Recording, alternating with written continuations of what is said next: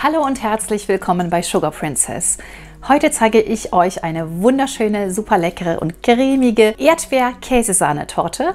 Und das nicht, weil schon Saison ist für Erdbeeren, natürlich nicht, sondern weil traditionell bei uns im Geburtstagsmonat März Erdbeeren eine wichtige Rolle spielen, denn ich habe von meiner Mutter als Kind schon immer eine Schale Erdbeeren zum Geburtstag bekommen. Und da ich dieses Jahr ein halbes Jahrhundert voll gemacht habe, jetzt am vergangenen Freitag, da habe ich gedacht, ich muss mir selber eine Erdbeer-Käsesahnetorte backen.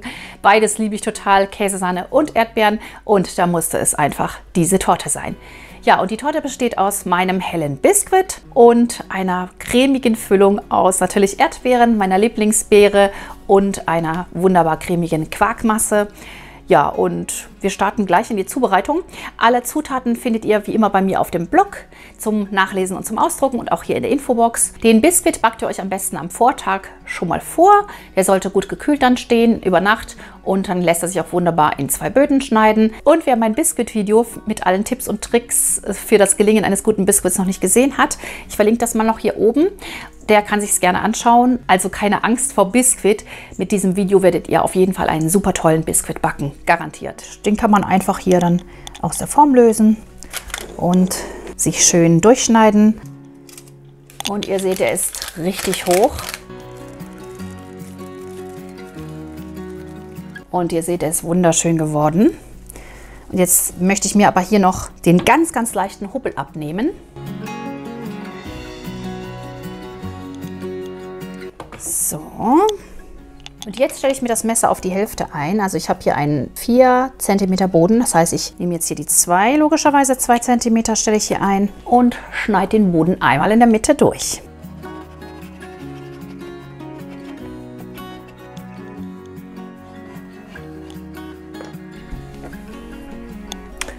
Und da sind unsere beiden wunderbar weichen und fluffigen Böden. Die stellen wir jetzt erstmal beiseite und machen uns an die Zubereitung der Füllung.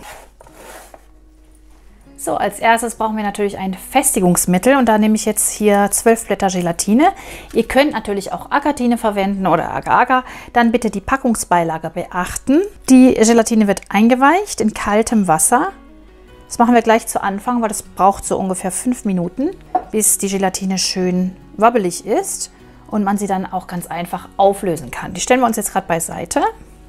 So, und für die Füllung werde ich mir jetzt meine Beeren pürieren. Da könnt ihr Erdbeeren nehmen oder andere Beeren, das ist vollkommen egal. Ihr könnt auch anderes Obst nehmen, von den Stielansätzen befreien und die werden ja dann püriert. Das heißt, es ist auch gar kein Problem, da wirklich tiefgefrorene Früchte zu verwenden. Und ich gebe mir die jetzt gleich in meinen Mixer und werde daraus ein Püree zubereiten.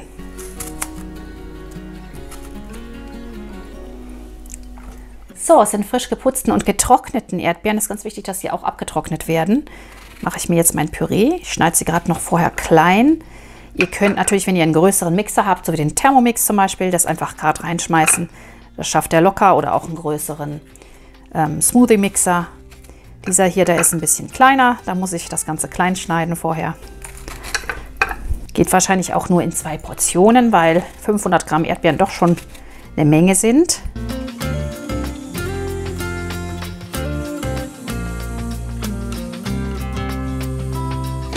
So, jetzt gebe ich noch die restlichen dazu. Jetzt passen sie nämlich rein. Und ihr seht, das wird eine wunderschöne rote Farbe. So, alle drin. Ihr könnt das Püree jetzt auch noch sieben, wenn ihr die Kernchen nicht drin haben wollt. Ich lasse die Kernchen wie immer drin. Ich liebe die Kernchen der Erdbeeren. Wer es nicht mag, der sollte das Ganze jetzt noch durch ein Sieb passieren. Jetzt können wir uns den Quark und den Magerquark und den Schmand in eine Schüssel geben.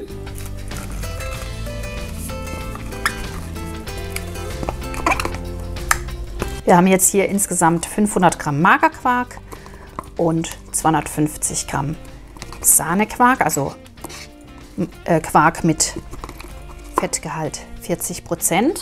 Dann noch etwas Schmand, 200 Gramm. Das gibt dann einfach einen wunderbaren sahnigen, rahmigen Geschmack und macht das Ganze cremiger.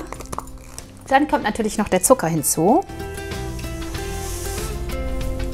Und der Vanillezucker. Ich nehme hier Bourbon-Vanillezucker. Ihr könnt auch Vanillinzucker nehmen, aber ich finde hier muss man nicht auf die Farbe achten. Es macht nichts, wenn schwarze Pünktchen in der Creme sind. Deswegen nehme ich jetzt hier den echten Zucker. Vanillezucker. Der ist etwas dunkler. Wer das nicht möchte, der kann auch gerne Vanillinzucker nehmen. Der ist ganz hell. Ich habe ganz gern in einer Käsecreme immer noch etwas Zitrone. Deswegen reibe ich noch etwas Zitronenschale ab. Ungefähr die Hälfte der Zitrone und gebe noch so einen Esslöffel Zitronensaft hinzu. Und ihr wisst ja, ich reibe mir meine Zitronen immer ganz ab und trockne dann den Rest. So habe ich immer Zitronenschale vorrätig, selbst wenn ich keine frischen Zitronen im Haus habe. So, und wie gesagt, noch etwas Zitronensaft hinzu. Ich nehme jetzt mal so ein bisschen, ungefähr einen Esslöffel, so ungefähr die Hälfte der Zitrone, je nachdem wie groß die Zitrone ist. So, das gibt noch eine schöne Frische dazu. Das Ganze erstmal miteinander verrühren.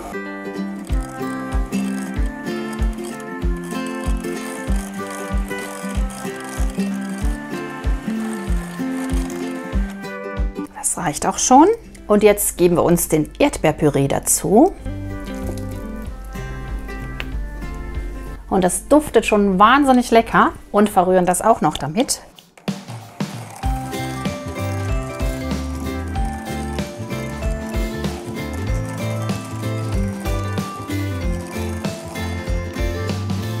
Fertig ist unsere Quarkmasse. Jetzt fehlt uns natürlich noch die Gelatine und auch die Sahne.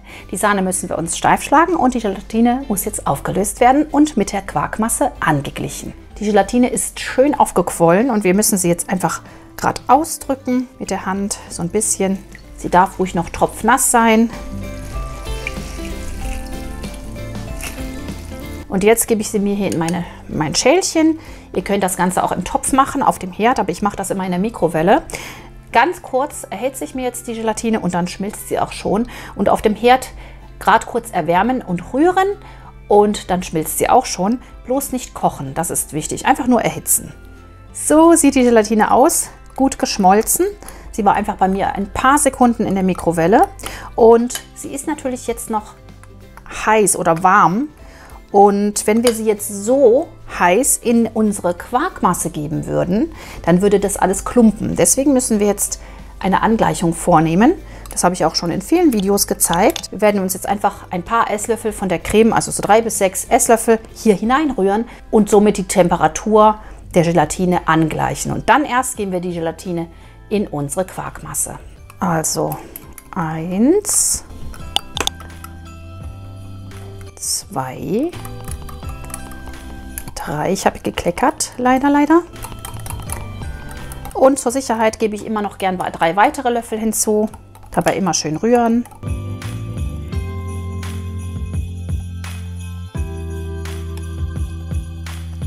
Und dann kann man spüren, ist die Masse schön angeglichen von der Temperatur her oder braucht man noch ein bisschen mehr. Und jetzt kann ich das Ganze hier wieder in die Quarkmasse einrühren. So, die angeglichene Gelatine können wir uns jetzt hier in unsere Quarkmasse geben.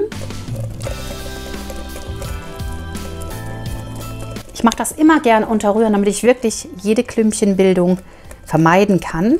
So, jetzt schlage ich mir die Sahne steif, dann ziehe ich die hier unter und dann ist unsere Füllung schon fertig.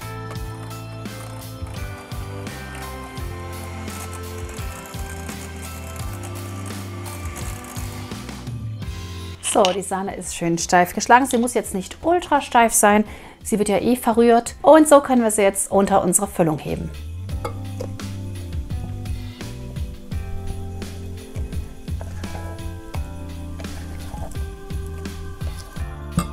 Und ihr seht schon die Farben, wahnsinnig toll, so schön rosa. Ich liebe das. Und die Sahne jetzt einfach schön mit dem Schneebesen unterheben.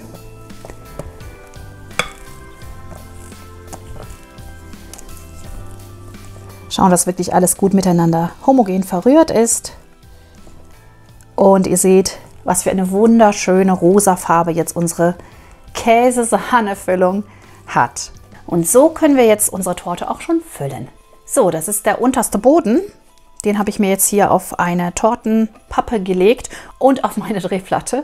Und da stelle ich mir meinen Tortenring drum, ziehe den schön fest, nicht zu fest, weil ja noch der obere Boden auch mit rein muss. Aber so, dass nichts ausläuft.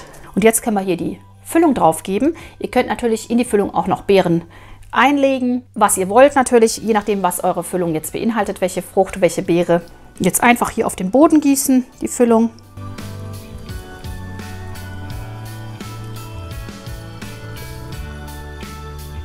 Keine Angst, das ist richtig viel. Das muss so sein bei einer Käsesahnetorte.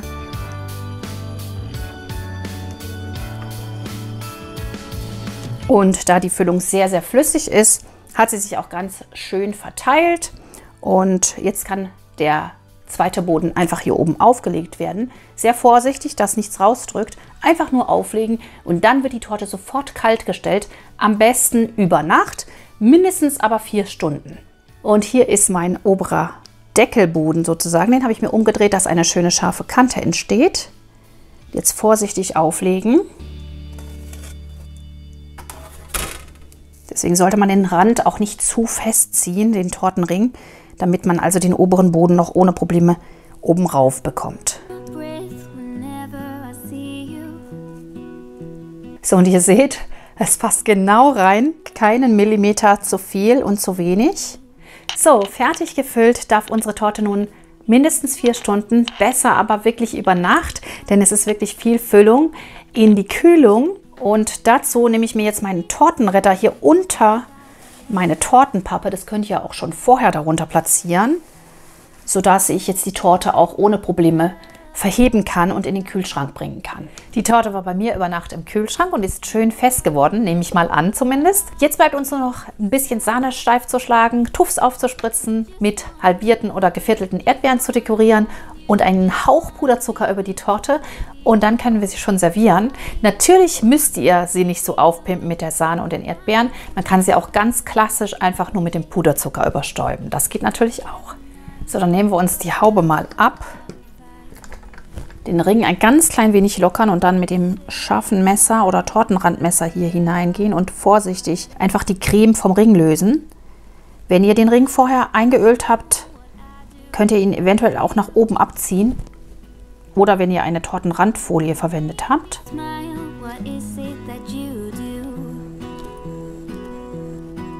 So. Vorsichtig den Ring jetzt so ein bisschen lösen. Und da sich wirklich Zeit bei nehmen, damit halt die Außenfläche nicht beschädigt wird. Es klebt immer so ein bisschen, die Creme. Und wir können den Ring abnehmen. Und ihr seht, wow, das sieht toll aus. Ja, fehlt nicht viel. Einfach nur mit Puderzucker überstäuben und sofort servieren. Das geht natürlich auch, aber ihr wisst ja, mein Ding sind die Sahnetupfen. Deswegen werde ich jetzt hier oben, bevor ich den Puderzucker aufstäube, Sahnetupfen aufsetzen, damit die Sahne besser haftet. Wenn ich nämlich erst Puderzucker drauf mache, dann bleibt die Sahne kaum kleben. So, die Sahne für die Deko schlage ich mir jetzt etwas an und dann gebe ich wie immer meinen Vanillinzucker und mein Sahnefest hinzu.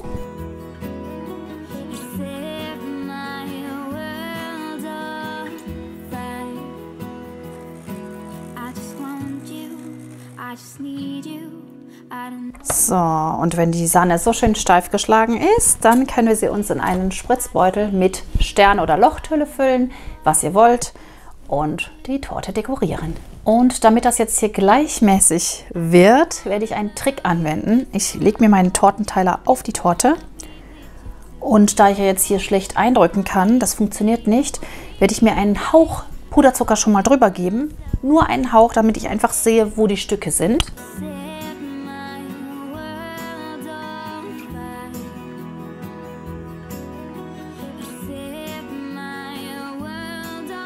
Man kann immerhin sehen, wo man jetzt spritzen soll. Also hier fange ich an, dann habe ich wieder einen hier. Und weil meine Erdbeeren so groß sind und ich ganz gern möchte, dass sie so längs auch schön auf der Sahne liegen, werde ich mir so eine Art S-Form, also eine Art S-Knubbel spritzen.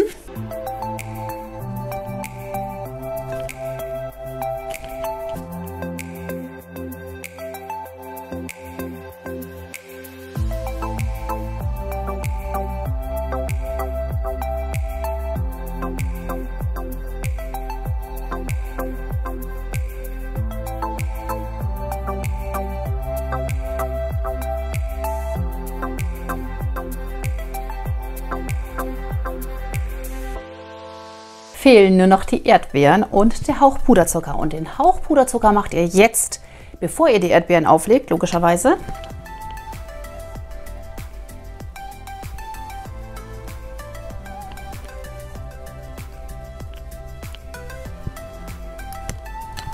Schauen, dass überall gleichmäßig was ist.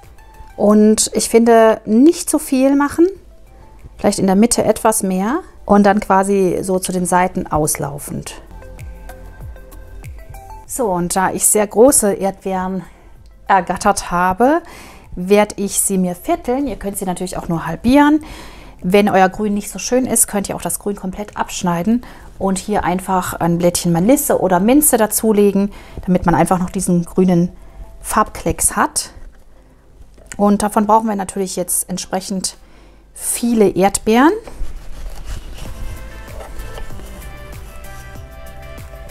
Und wie gesagt, wenn das Grün schön ist, dann lasst es ruhig dran. Das gibt einen wunderschönen Effekt und Kontrast und macht die Torte insgesamt lebendiger. Los geht's, die finale Deko. Bisschen eindrücken. Ich werde sie jetzt in der gleichen Richtung auflegen, einfach damit die Torte ruhiger aussieht.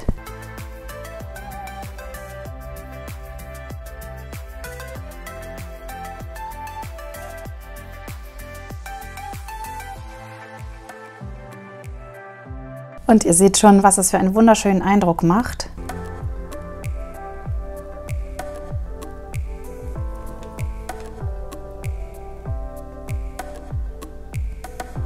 Wunderschön.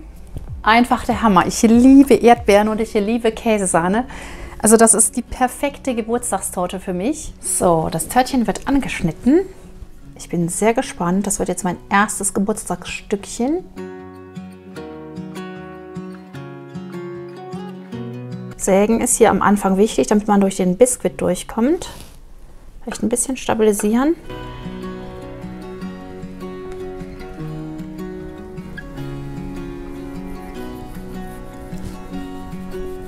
Ihr könnt natürlich den oberen Biskuitboden auch in 12 Stücke schon in 16 Stücke schon schneiden.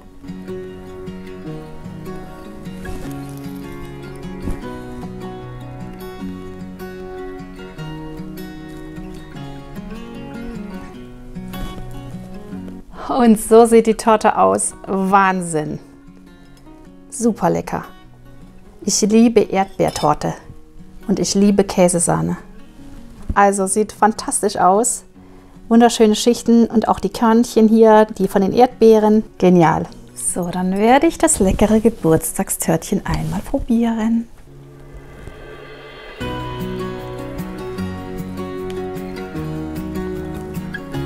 Oh mein Gott. Wahnsinn.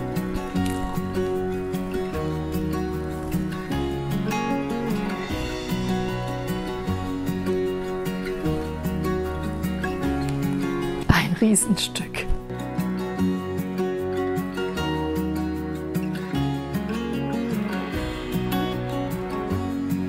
Super lecker.